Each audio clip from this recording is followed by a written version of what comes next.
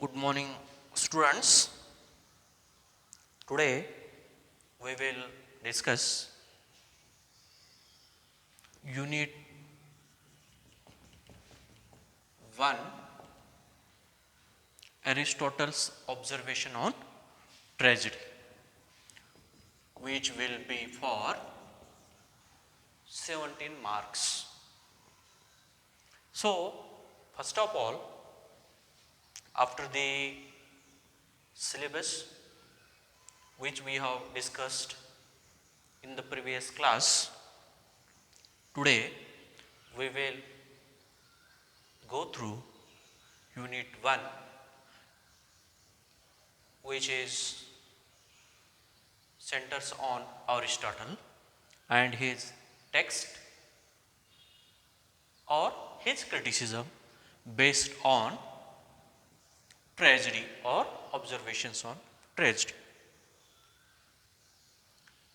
First of all, we will discuss little bit about Aristotle, then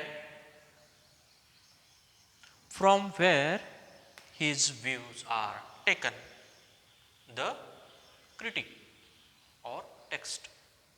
Then we will one by one go through Aristotle's views on tragedy, which are based on sixth part, or Aristotle's observations on tragedy is simply divided into six parts that we will go through one by one. First, dear students, you might have heard about Aristotle. Who is Aristotle? Because Aristotle is a ancient Greek philosopher. He is also known as a prophet. He is also known as a disciple of famous Greek philosopher Plato. He is also known by his well-known text Poetics and Rhetoric. Aristotle, Plato, Horace, Longinus, F.R. and so on are the well-known philosophers, prophets, critics, writers, and finally ideal human beings. Their philosophy means the world philosophy. And these Aristotle, Plato, and so on writers not only limited to English subject or this criticism area, but their philosophy is worldwide and is accepted in almost all the areas of literature, means of languages, in social sciences, in sciences, and so on. So, these are the ideal known figures. 1. Aristotle, who was born in 384 BC and died in 322 BC. Means they are the far ancient writers, because now we are living in the years before we have AD period, Anno Domini period, before that BC period. So, this way they are the far ancient writers, but still their philosophy we accept, because they have in such a way written as a prophet that we simply accept it. His famous book Poetics and Rhetoric. The book Poetics deals with the art of poetry, which highlights poetry, epic, satire, comedy, then it comes to the tragedy. So poetics deals with the art of poetry, while this rhetoric deals with the art of speaking, deals with the art of poetry, and it deals with the art of speaking. These two books have given Aristotle the wide publicity. So, we have to focus here on poetics because our observations on tragedy, this topic is taken from the poetics. Then, so what is poetics? First, we have seen it is deals with the art of poetry. After that, we will simply say this poetics is a book containing of Aristotle's lectures, which is collected by his students and it published as a poetics as a posthumous work, which is simply of 50 pages.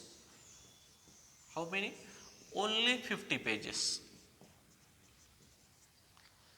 And these 50 pages divided into small 26 chapters. Poetics 26 chapters and 50 pages. Beside these 50 pages, 26 chapters, Aristotle has discussed, taught, delivered in various lectures about this, but a very little material is formed, clubbed together by his students, and that is produced for us for our syllabus. So, out of 26 means poetics is made up of 50 pages and of 26 chapters, it means that some chapters in that 26 deals with poetry, some with its genres or forms like epic, satire, then some deals with the comedy and tragedy. But out of these 26, 14 chapters centers on the tragedy. 14 chapters highlight on the tragedy. So, in the poetics, much space is given to the tragedy, then the epic, then the we can say comedy, satire. So, this is Aristotle's idea on observations on tragedy is given more space in out of 26 means 14 chapters out of 26 means near about 60% portion in poetics is given to the tragedy. So, tragedy has taken or assumed more space in that. So, first of all we will discuss Aristotle as a critic philosopher, his main concern we will come to know in the poetics or through his observations on tragedy, which is considered as the most developed form of poetry, because tragedy is considered as the most developed form of poetry. So, Aristotle wants to give it more space, and the upcoming writers has to follow what he has said, then and then only the tragedy writing or the tragedies genre will get the clear cut idea. We can simply say poetry, comedy and epic came in form consideration because a discussion of tragedy would be incomplete without some reference to its parent sister. Because poetry, comedy and epic satire, these are considered as the parent and sister form of the tragedy. Because poetry and tragedy are the best forms, because tragedy, comedy, satire, epic all based on the poetry. Poetry is a parent form and then comedy and epic are the sister form of the tragedy. So, before going to tragedy, Aristotle focuses on how he went to the tragedy, how he had surpassed poetry, epic, satire, comedy and expressed, came to the conclusion that how tragedy is superior than the other forms or parent and sister form, he has very well expressed in it. This is one little bit about the poetics, little bit about the tragedy and Aristotle. Now, the observations on tragedy, the concept which is fixed for our study is divided into 6 parts. This 6 part made tragedy as an ideal according to Aristotle. First is his focus is on origin, how tragedy is originated. Then his focus on its characteristics of tragedy. Then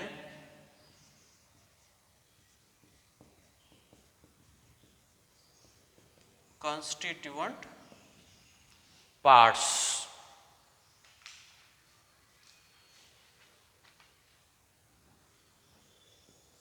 For number,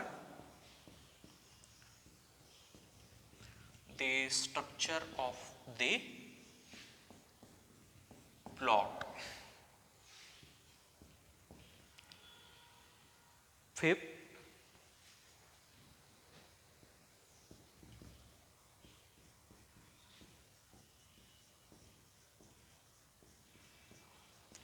simple and complex plot, and number 6 is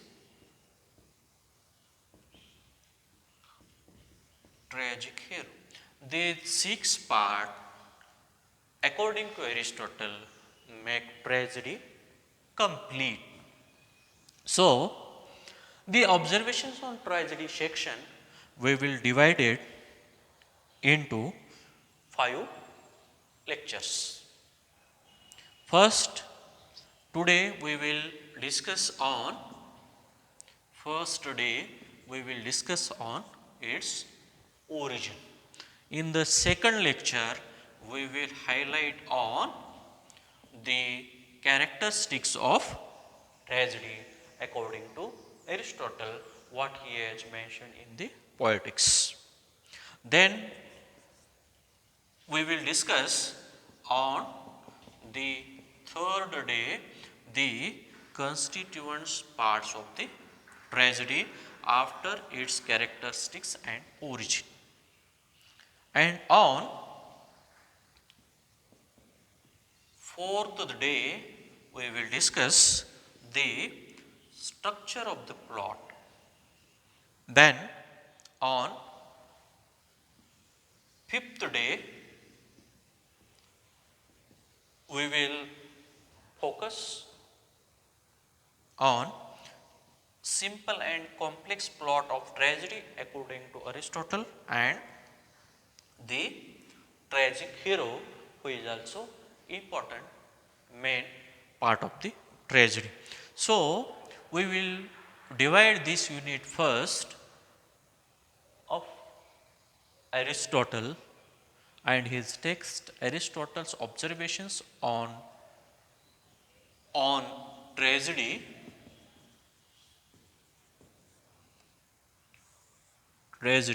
into the 5 lectures, and if we needed we will revise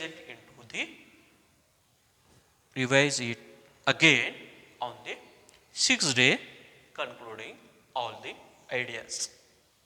So, first we discuss how the tragedy is originated, how tragedy is considered as the superior form of literature than poetry, epic, comedy, satire, according to Aristotle. So, about the origin of tragedy, you know tragedy very well, but it is clear according to Aristotle that we will write the tragedy when everything completed, means about which, about whom, about the incident, we call it as a tragedy, and when we are going to write it according to Aristotle, he says it must have beginning, middle and end, means everything must be finished and in the form of completeness. So, first of all we will discuss with origin of the tragedy according to Aristotle. The first part of out of the 6. So, according to Aristotle, he slowly and slowly goes from poetry, from satire, from epic to the tragedy. How he one by one proves that tragedy is superior, and how he goes through it one by one, we first look at it. So, its origin means he begins with the poetry, and according to him poetry is an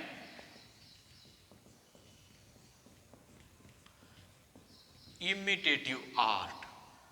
According to Aristotle, poetry is an imitative art, and he says it can imitate two kinds of actions. It can imitates two kinds of action. Poetry being an imitative art, it can imitate two kinds of actions according to Aristotle. Here poetry imitates one, noble actions of good men and mean actions of bad.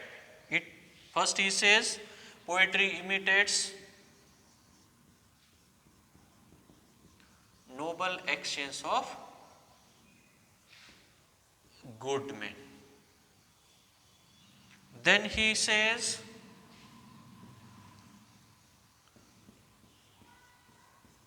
poetry imitates mean actions of bad men, or we can say the mean men, bad. So, he says the poetry as an imitative art, it imitates the good actions of good men and bad actions or mean actions of bad. So, he says from these noble actions born the epic, because epic born from good actions of good men. Here from the poetry how the epic is born. Then his focus is on the second one, how the satire is born, because main actions of bad men, from this there is the birth of satire. Satire and epic both are the genres of literature and forms of poetry, but quite contrast from each other, because poetry is born from the good actions of good men, while the satire is born from mean actions. Mean means very cheap. Mean actions of bad men. Mean actions of bad men. This way, epic and satire is born from the poetry according to Aristotle. Then he further gives his attention after the epic and satire. He comes to the next, that he says the more trivial sort type of actions of these meaner persons are came into the satire, while the good people, good actions, from them we can simply compose the hymns to the god and the praise of famous men. Because what the epic does, hymns to god, or he says it makes the praise of famous men.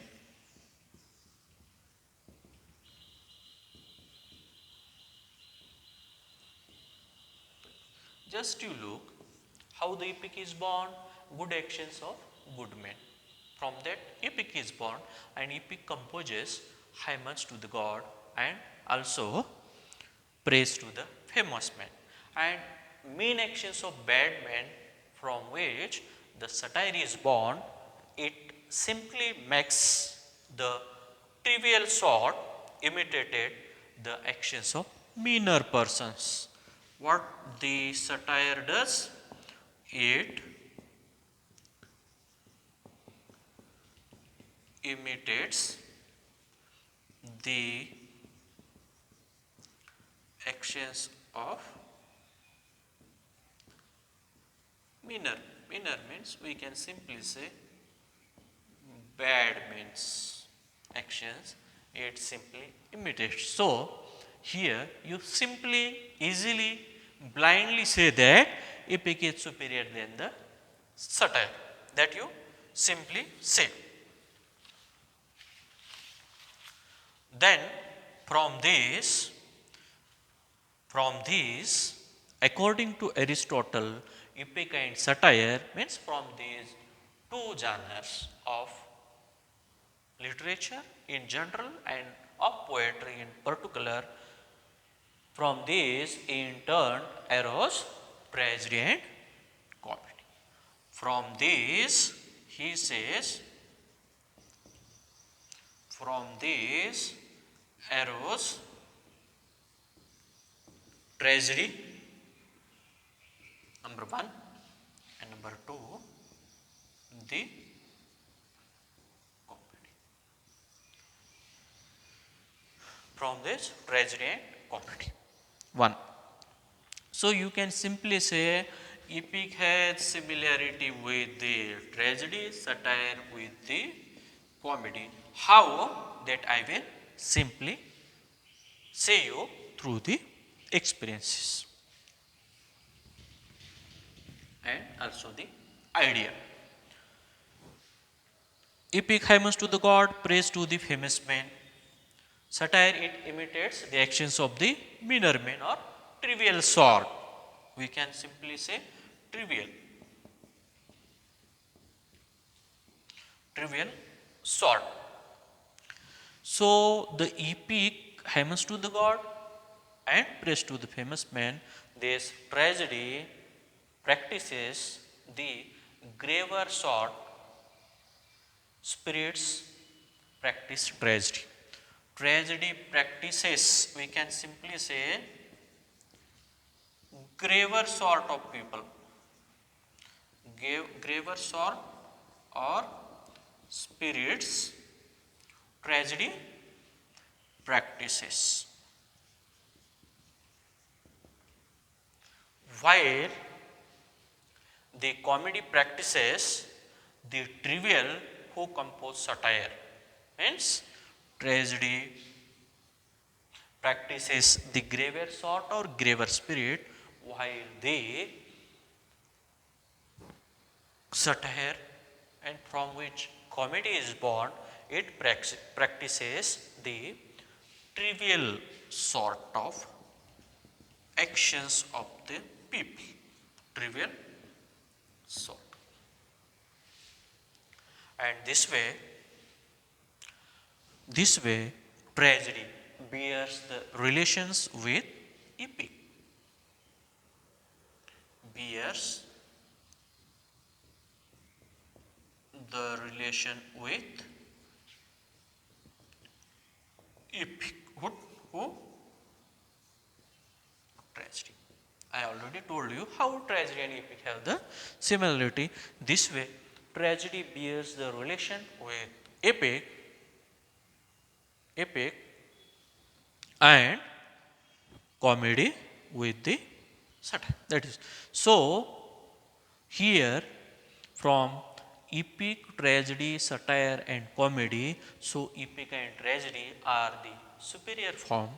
First, epic is the superior form of then satire, and tragedy then the comedy. So, the superior genres which epic and tragedy come together, and when this epic and tragedy has the similarity, and out of this similarity Aristotle makes a little difference comparison between the two and comes to the conclusion that how tragedy is superior. First he says, according to Aristotle, now what? Epic and tragedy. Epic and tragedy, according to Aristotle, what are these? Which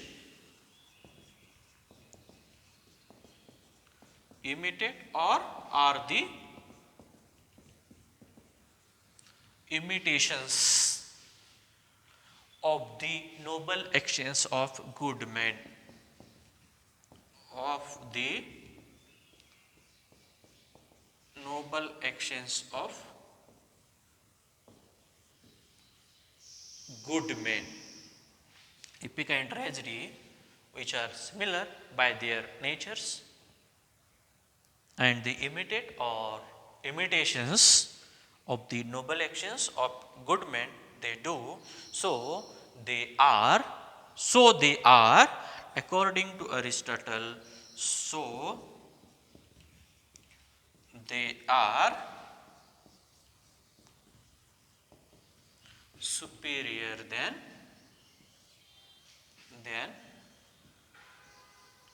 comedy and we can say they are superior than comedy. And why they are superior? You can simply understand that epic and tragedy are superior because they practices graver spirits. They compose hymns to the god. They appreciate good men, holy men, and while comedy and satire practices mean actions of bad men, they practices trivial sort. So epic and tragedy are superior than comedy and satire according to Aristotle. Then Aristotle after this comes to the concluding part of this origin of tragedy by making the comparison between the tragedy and epic. So, finally says both are superior, which epic and tragedy. So, finally there is a time come to make the superior one instead of two. So, he said between tragedy and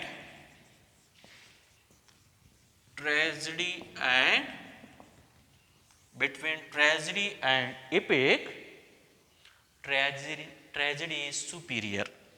Which is superior? Tragedy is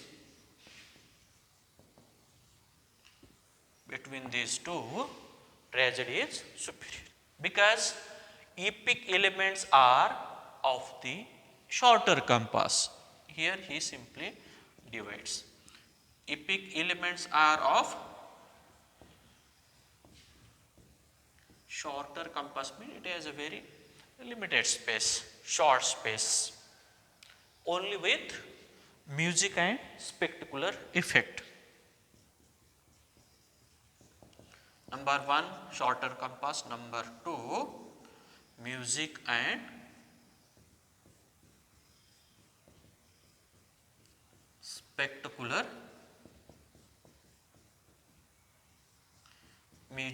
spectacular effects. Then he says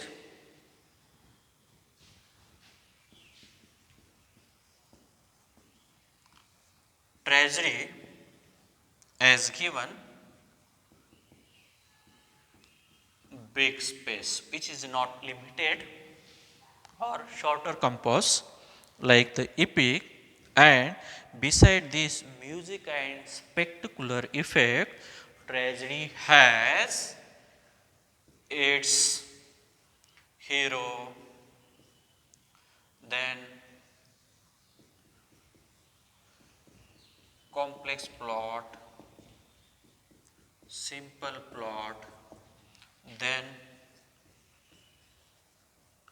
structure and so on. So, in the poetics which is of 50 pages and of 26 chapters, there given more space of 14 chapters to the tragedy in the poetics. So, in this way from poetry and satire, then epic, then tragedy is born. In short, according to Aristotle, tragedy is the superior form of literature, and this way it originated, and this way in poetics tragedy given more space. In the coming lecture we will discuss the second section of Aristotle's observation on tragedy, which focuses on the characteristics of the tragedy according to Aristotle. Thank you very much.